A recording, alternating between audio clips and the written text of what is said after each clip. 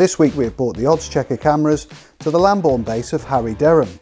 Up the hill they go, and Paul Nicholls will get a festival winner courtesy of his nephew Harry Derham. Seelotmorebusiness, Paul O'Brien, Harry Derham in the colours of his mother Julie Derham. What a start to his trading career for Harry. It's one for Harry Derham, beyond redemption as one.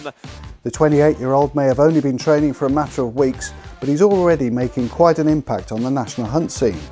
The fairy tale winner with his first runner at Huntingdon on Boxing Day, Derham has also enjoyed notable success with the likes of Beyond Redemption, Shared and Darjanini, all of which are showcasing their rookie trainers' talents.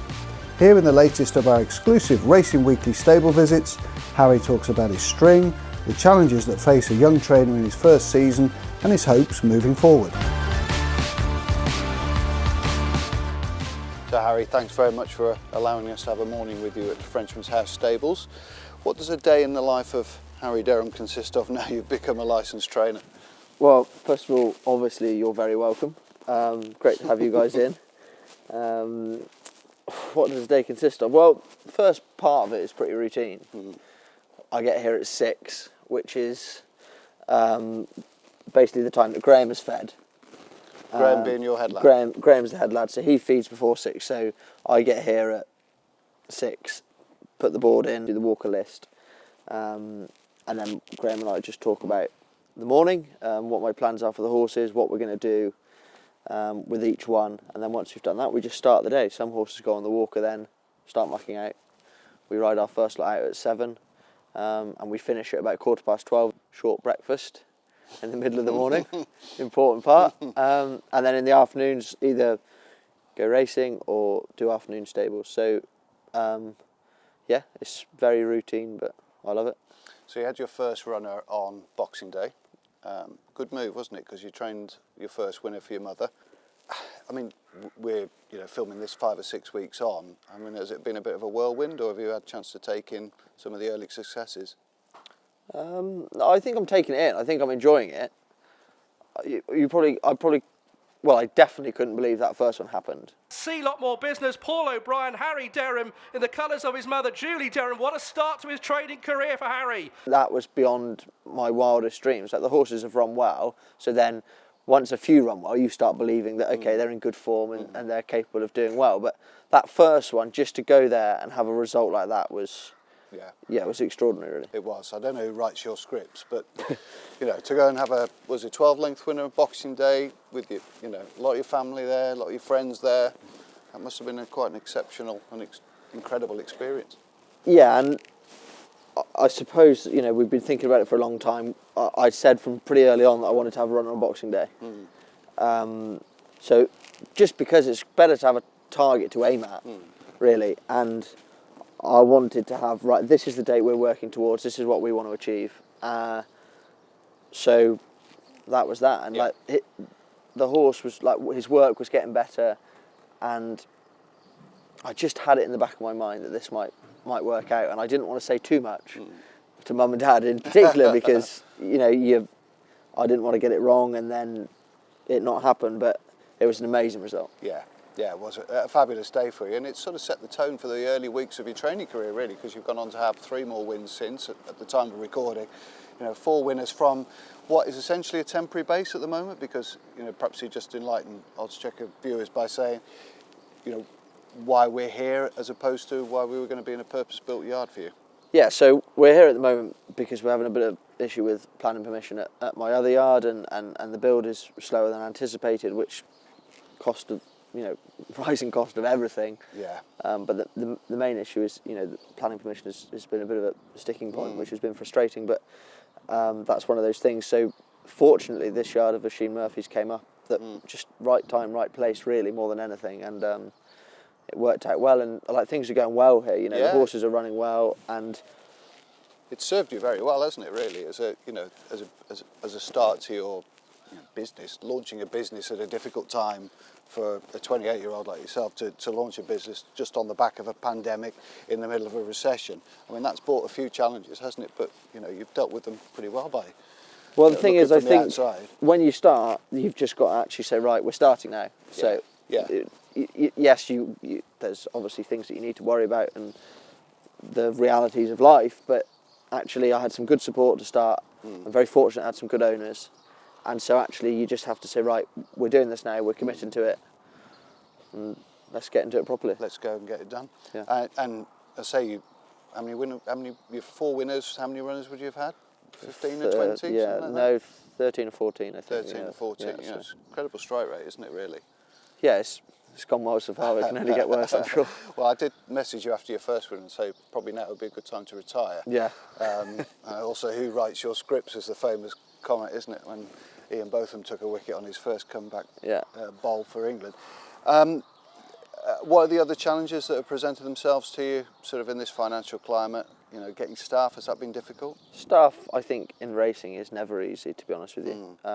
But I think I've got an element of that I'm new to the job, and being 28 brings a different dynamic to staffing, I think. I'm sure if I'm fortunate enough to get bigger and have more horses in time, then challenges will present themselves. But I've got a really, really good group of people at the moment working for me, and I'm very lucky to have that. Yeah, 1 or 2 you brought with you. Can we go and watch horses? Good to soft, good in faces. Come racing to just see all of the faces. So this is the multitasking face of a trainer, really. You're doing declarations as we're stood here on the top of the Gallop, waiting for second lot to fly past us. Well, the challenge I have is that my yard has no signal. So it's not ideal, no, is it's it? not ideal, because when you're trying to, you know, you might want to stop for breakfast and just, I'll just declare or check, look at the race, but I can't do that. No. Because more here they importantly, come. you can't update your Instagram account, which is quite prolific, isn't it? Well, Amy does the Instagram account, but yeah, it is. All joking aside, it is frustrating not having signal in the yard, because that does present challenges. You know, I'm on a horse sort of most of the time, and so you'll be declaring or checking what's going on whilst riding out. Okay, so what have we got there that just flashed past us? So we had Shared and Game Winner in front. Yeah. We had Nordic Tiger and 4-year-old, who we've just named the 2 Harrys in second. Monty's Meadow behind them, and then 4 of a kind. So Shared won nicely at Weatherby the other day. Is that 25 to 1? Bit of a surprise? Yeah. You're going to say, oh no, I really fancy him. No, I didn't know how he was quite going to run. Like, he's got a good level of ability, and his work was pretty good, but it struck me on the flat that he wasn't quite showing his best. Yeah. Because his run at Nottingham first time out was really good, and then he didn't go on. So we felt if he took to it, he'd go and run really well. But it was a big if. So I think probably hence, you know, I've not had a penny on one of my runners since they've run. But if anyone had said, "Oh, do you fancy this horse?" I'd say, "Well, he's perfectly capable of doing very well." But he, you know.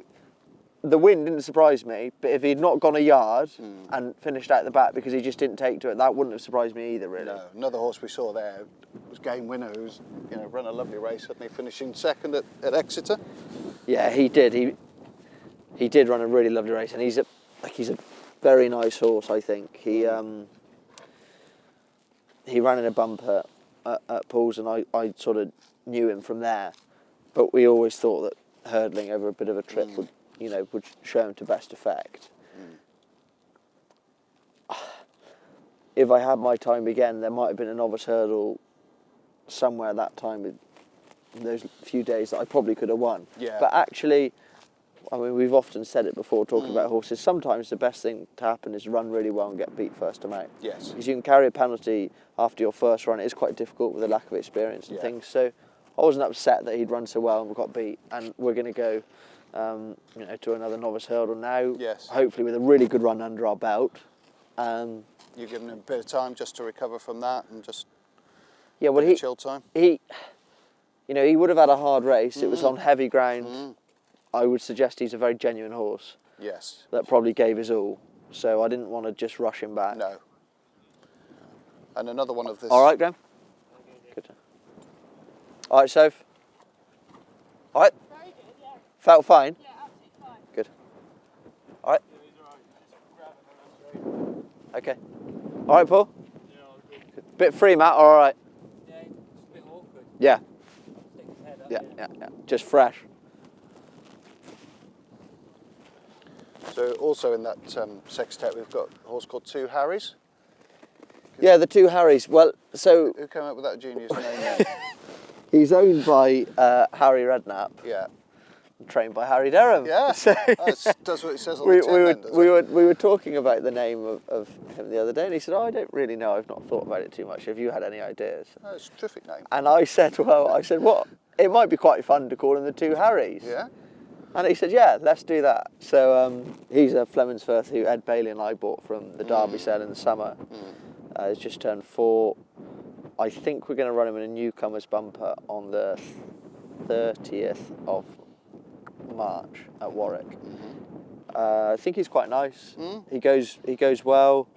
He was quite sharp to begin with. Yeah. Rupert and I did quite a lot of falling off him. Yeah. But he's fortunately behaving much better now, and all his, I've not really worked him yet, but his half speeds have been quite nice. I've got him out in the grass a good bit. Yeah, I quite like him. So Harry, you've got 1 or 2 owners with pretty good sporting connections as well that have sort of joined the yard very quickly. Yeah, so, the obvious one to talk about, one of my best mates, Jamie Overton, he's involved in a couple of syndicates, which is nice. Yeah. He's in Hard Frost and Beyond Redemption, which he's is had a quite bit of good fun. success then. Yeah, Beyond Redemption was a nice winner at Wincanton, and then his brother Craig is involved. Harry Tinknor, who's a very prolific endurance racing driver, he's just joined Porsche and doing fantastically well with them. He's in the States at the moment, so he's got a just turned 3-year-old for next season for those junior national 3-year-old races. Yeah. And he owns a share in a horse with me at the moment.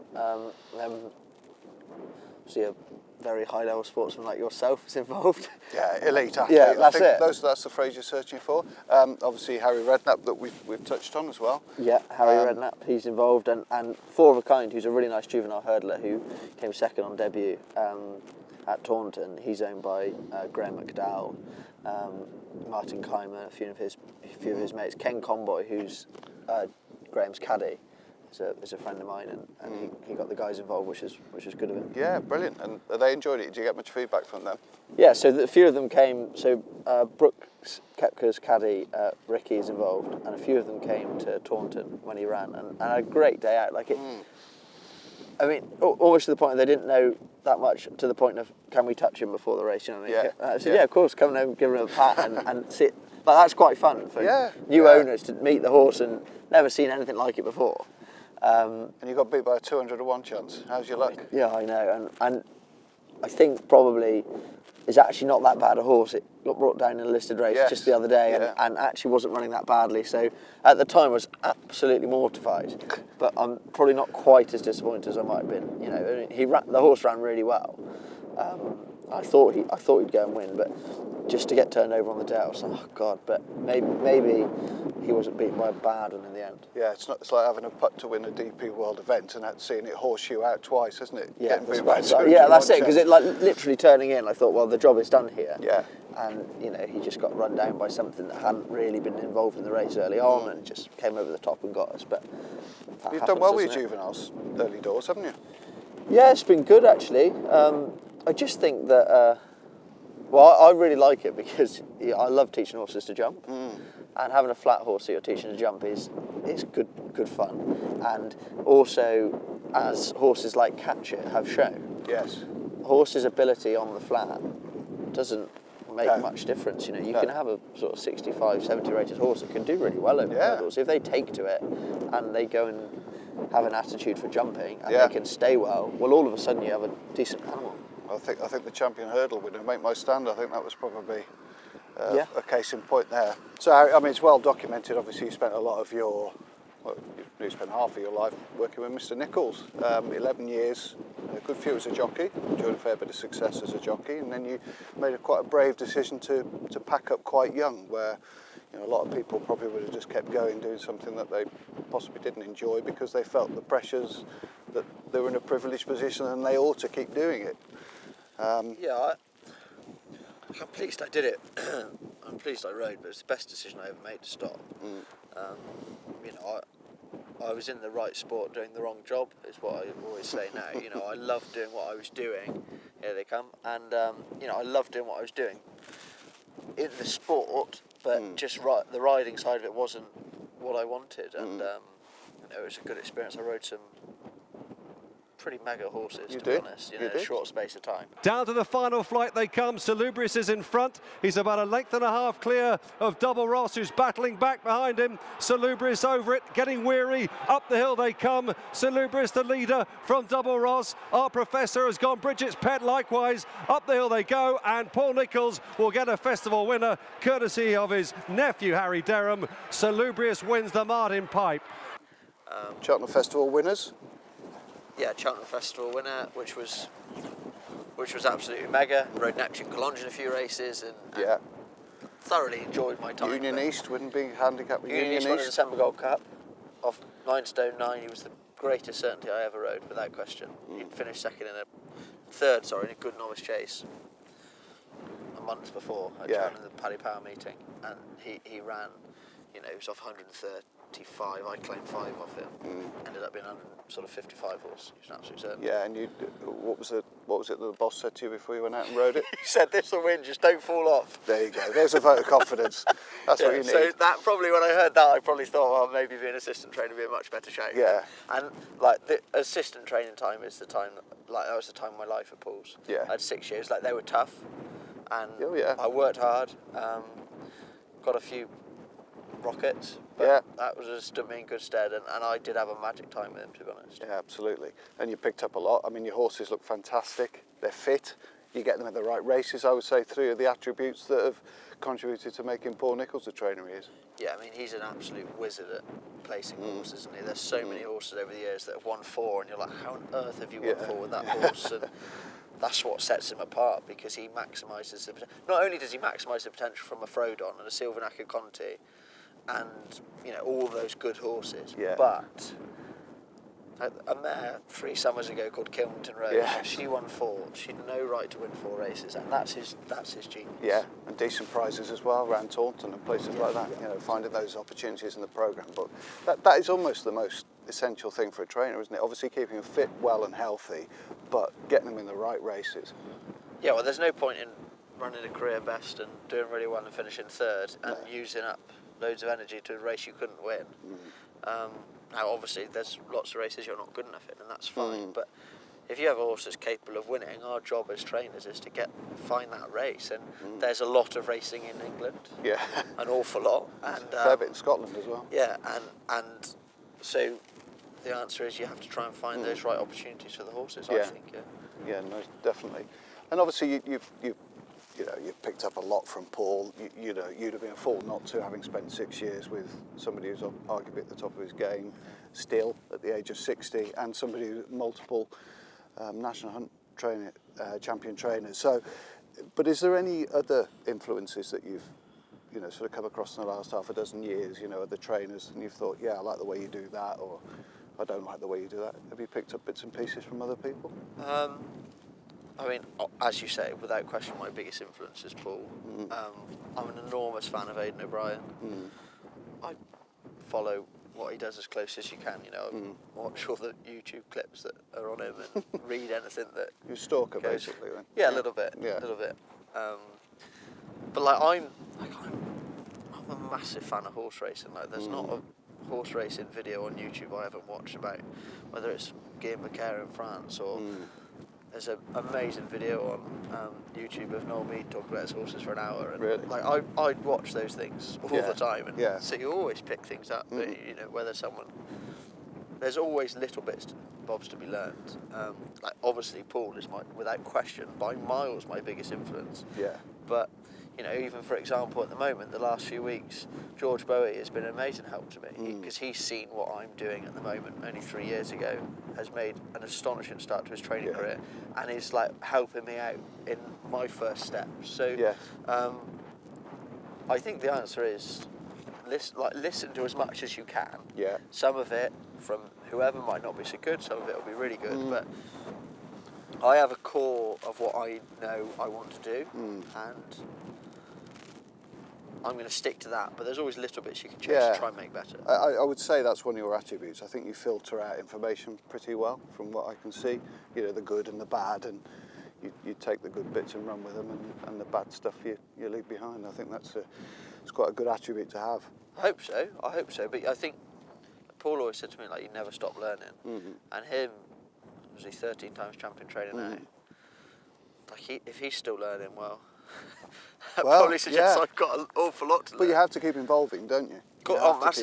Massively, and you can't stand still. And what works, for a horse like Game Winner that we've discussed, I've changed things slightly since his first run, because what I was doing before his first run wasn't quite working. So after it, so you if you just are ignorant and you don't change things, you're not gonna succeed. No, you're not going to. Place 2 out. Seelotmorebusiness has gone 3-4 lengths clear from Move It Like Mini in second place. The rest are playing for places as they head to the final flight. Seelotmorebusiness and Paul O'Brien sails over the final flight with a 6/7 length lead from Move It Like Mini in second, who's no match for this leader, and Seelotmorebusiness, Paul O'Brien, Harry Derham in the colours of his mother Julie Derham. What a start to his trading career for Harry. So Harry, this is a horse that will always hold a special place in your heart, wouldn't it? Yeah, big time. It's Seelotmorebusiness. Otherwise known as? Sid. Sid. Yeah, Sid. I don't quite know where that came from really, but he obviously first winner, first runner, mum and dad's horse. We bought him from the Stewart family, who I was lucky to have some really good days for. Yeah. For Paul, and obviously when Andy very sadly passed away, they were sort of thinning out their team a little bit, and he wasn't in the best form at that time. So fortunately, we got hold of him. Paul actually recommended him to me to buy. He said, he'd be a perfect horse for you starting out. And I didn't think at that time he'd give us the day he did. But literally, I've been really lucky at Paul's to have, to deal with some amazing horses. But this lad at Huntingdon pretty much topped all those experiences. Yeah. He got a great ride there as well, didn't he? He did get a great ride because Paul, we sort of planned to just maybe be handy, get a lead off a few and just see how we got on. Been a long time off the track. And then Paul came out and said, look, nobody really wants to make the running. Lots of people want to do what we're trying to do. And I said, well, why don't you just make the running?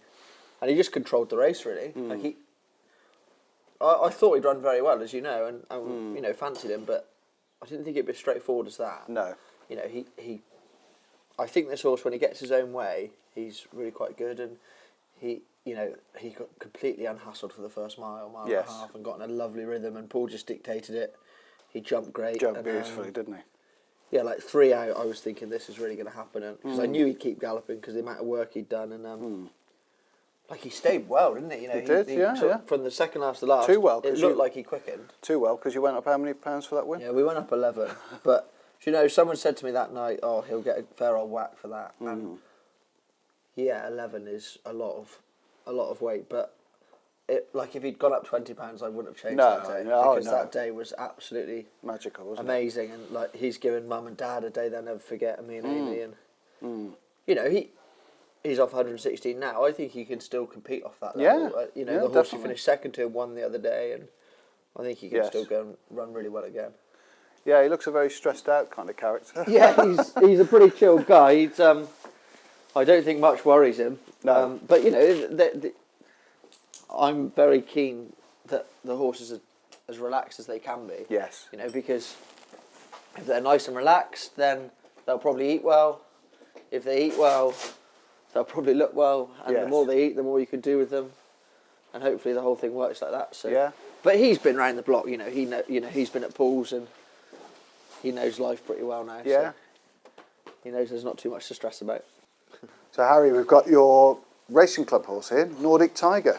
Yeah, not far off making his debut, which is cool. He bought him from France. He finished 4th in a hurdle over there. He might have been second if he nearly tipped up at the second last, but was running a nice race, and he looks quite a likeable horse. Really, he's doing everything right. Don't really know his level yet. No. We'll have to run him a couple of times and just find out where we are with him. But no, he's a nice little horse. And who's his mate? That's Fidelio Vallis, who's about ready to run now. Really, really looking forward to training him. Well, looking forward to running him. He's a high class horse. He's got good level of ability, and I'm excited to run him. Yeah, and you've inherited him from Paul. Well, you bought him from Paul's. Yeah, Mr. Hales had sort of gone as far as he wanted to with him, and John Gregory, a good owner of mine, has got him now, and I like to think he's a real good fun horse. You know, you buy youngsters hoping that there'll be horses of that level. So Yes. Yes. I hope we have lots of fun with him. I'm Yeah. sure we will. 140 horse, isn't he? Yeah, I'd like to think so. I mean, we're 139 now. Mm-hmm. Um, Do you think you'll improve him? I don't think I'll improve him. I wouldn't mind him running to the level that he has been. You know, he's a really good fun horse, and I've got some funky plans in my mind. Funky plans? If he keeps, Okay. if he progresses a bit, good boy. This lad scored well, has he? Yeah, he's scored really well. He's a really natural jumper. I mean, those French horses, they get a good education of jumping. And, Yeah. His jumping is not going to be a problem for him. Good boy. Approaching 2 from the end. Game winner steadies and is over now, clear by about 6 lengths. Piper Tom looking to regain second place now from Anderson. Then they're ridden along all the strugglers now. Game winner begins to really assert and go well away with a minimum of fuss. Coming down towards the final flight, and he's over safely. Game winner now well on top of the field. Anderson lands in second, Piper Tom back in third, then all a struggle as game winner will get off the mark over hurdles at the second try. For Harry Derham for the JDL Racing Club. This is a lovely horse. We saw him in action this morning. Game winner. Yeah, he's. I'm a big fan of his. I think he's a smart horse. You know, that could end up being. It's such a cliche that trainers say, but Could be anything. no, I don't think it could be anything. But I do think he's going to be quite a decent level chaser. I'm not Yes. saying he's going to be top class or anything like that. But He loves a I carrot. think he could end up winning a couple of really nice sort of handicaps over fences and. The type of horse that you have good fun planning all summer. I mean, Yeah. I'd like to think before the end of the season he'll win some nice hurdle races before we finish. But you know, he's a lovely jumper. He's got a gorgeous nature and fine big horse that hopefully I'm going to have lots of fun with. Just a dude, isn't he? Yeah, he is. He's a lovely horse. Good boy. Shuttered. Do you want a carrot? So this is your Weatherby winner, Shuttered or Shared? How you going? When we bought him, Amy said, "Oh, should we call him Shared?" I was like, "No, I think Shared is probably okay." But we actually now sort of all jokingly call him Shared. But yeah, he did it well at Weatherby. I mean, he ran well at Nottingham on his debut on the flat, and then didn't quite progress. And I bought him because he looked big enough to go and do the job, and his pedigree, being out of Galileo Mare, Almanzor, struck me like he'd stay. Fairly inexpensive as well, wasn't he? He's cost £16,000, but Wow. I bought him on spec, so I was. Right. He was on 10, I bid 12, Yeah. and then someone bid 14, and the auctioneer said to me, "Come on, you didn't think you'd get him on one bid." Yeah. And I thought, They always say that, he's though, probably don't got they? a point. Yeah. So I had another go and got him at 16, and he got taken a bit of a risk because if the last few flat runs weren't all that inspiring, No. but I just thought that perhaps just a change of job in that. Yeah.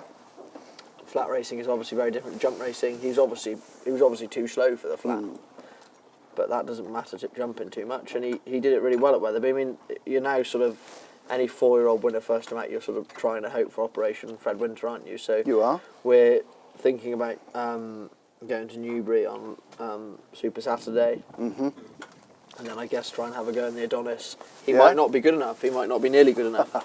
At the same time, he might be. So let's just see how we get on. He's already to a certain extent done his job a bit. Absolutely. For 16,000, what more can you ask for? Really? Yeah. So, but hopefully, I'm optimistic he can keep progressing. If he got a bit of confidence from that run, then there's no reason why he'll hopefully I haven't got any get a carrots. bit better. I haven't got any carrots. Sorry. A bit more level. There you go. The Welsh horse. Let's talk about 4 of a kind, shall we? Yeah. Poor old Nino. Hey, I want to talk about you, mate. You got a handicap mark in the mid-80s. You can, however, have a carrot, Nina. Yeah. Well done, son. You'll have 2 if you win round Taunton in a couple of weeks' time. Oh, that'd be alright, wouldn't it, Prince? Go on, the Prince. That didn't touch the sides. No, I didn't believe that. You could give him a bloody packet, it wouldn't touch the sides of them. So this is 4 of a kind, Harry. Second on debut for you at Taunton. Beaten by a 200-1 poke. Yeah, and as we said earlier, I wasn't, at the time, was really disappointed with that, but she was in the process of running quite well in the fillies race at Doncaster the other day, so maybe it wasn't quite as bad. I quite like him. He didn't jump as well as he can at Taunton. Yeah. He scored really well at home, and he just, I don't know, we wanted to make the run in with him because we thought he stays really well and he's not quick. So we thought, well, let's just get him out in front and try and dominate the race. And he just didn't jump as fluently as he should have, or as he can. So if he improves that, then I'd like to think I've got a nice horse. We could go to Market Raisin on the 21st, or we could go to Newbury in the start of March. So I'm looking forward to him. I think he's going to be a good fun horse the next few seasons over hurdles. Yes, yeah. And sort of plans beyond there, have you got anything in mind? Well, there's a really valuable novices hurdle on the last day of the season at Sandown, which is a handicap. The Newbury race that I could run him in March is a qualifier for that if I finish in the first 4. Right. Sandown would definitely suit him, like a stiff track. He might not carry much weight. Yeah. Be a fun objective for the end of the season with lots of prize money and might keep going into May. He only started at Christmas this season, so hopefully a big good fun horse. I'd be really disappointed if I can't win with him by the end of the season. Ground dependent, would you say? No, I think he's pretty versatile. I wouldn't want to run him on really quick ground because I think he'd be too slow for it. But I think he'd cope with it. I mean, his best run on the flat was on bottomless ground, so I think he'd cope with that. But I don't think any horse wants extremes. No. Just as long as the ground is sort of sensible, then hopefully it'll be fine. And that'd be a lovely fun target for his owners, wouldn't it? Would be nice, yeah. I mean, they can all come to Newbury in March. Can they? So that that is a sort of good reason to go there because they're obviously all travelling around the world most of the time playing golf. So yes, it'll be nice for them to be able to get there and watch and enjoy them. Yeah, fantastic. Cool. So Harry, thanks very much for giving us your time and morning down at your stables. You've got 20 boxes here. You've already had 4 winners. Is there any target that you sort of set yourself before the end of the season that you'd like to share? There is no. Oh, okay. There is targets. Yeah. The first one was obviously to train my first winner. Yeah. And there are other targets. Graeme knows them. Apart from that, I keep them pretty close to each other. So I don't want to get. I think you actually said it to me. You don't want to go and blasting off saying this and that, and I want to achieve this, because actually then you're probably just setting yourself up for a failure. Yeah, and it's difficult to have targets with horses. You have individual targets for them to run in, yes. but to set a winner's tally or a prize money tally, that then forces you to perhaps do things that aren't natural. No, I'd agree with that. I'd agree with that, and there's definitely objectives for lots of the horses in the yard, and there's places I want to get to with each one of them. Yes, for sure. But if I can keep the horses healthy and keep them running well, then I'll be happy. And obviously you've had quite a late start because you didn't have your first run until the 26th of December. Is the plan to go sort of straight through the spring and perhaps run 1 or 2 through the summer? Yeah, I'm definitely trying. Well, I'm starting to try and sort of build a team for the summer at the moment. I mean, some of these horses, I'm lucky that they're really nice horses, and I won't run them through the summer. I'll keep some of them on in May, possibly if the ground is okay. But these horses are. A lot of these horses are horses I want to be able to go with for the next few seasons. So they'll have a summer break and then we'll be ready to go from sort of late October next season. But I'm definitely looking to have some horses for this summer, because I don't just want to stop and shut up shop all summer. There's lots and lots of races to be won all summer. Yeah, you can't afford to, can you, in this day and age? No, you can't. And obviously you've got room for 20 here, but thanks to your association and alliance with Ed Bailey, the bloodstock agent, there's he will house some horses for you, will he? Yeah, he's got plenty of youngsters for me at the moment. Jason Maguire's got some youngsters in pre-training as well. So it's a sort of 1 in, 1 out type policy at the moment, and which is fine. Obviously I'm going to end up in a big yard, which is great. But for the time being, this is good. And through the summer, I'd imagine I won't have 20, and I'll probably have a smaller team. But hopefully I'll have a few horses there capable of winning as well. That's brilliant. Well, thanks again for letting us to come down this morning. To say you're very welcome, Sam. You would love to say that, wouldn't you? Well, you'd be lying, wouldn't you? Yeah, that's it. Thank you. Very, very welcome. Pleasure.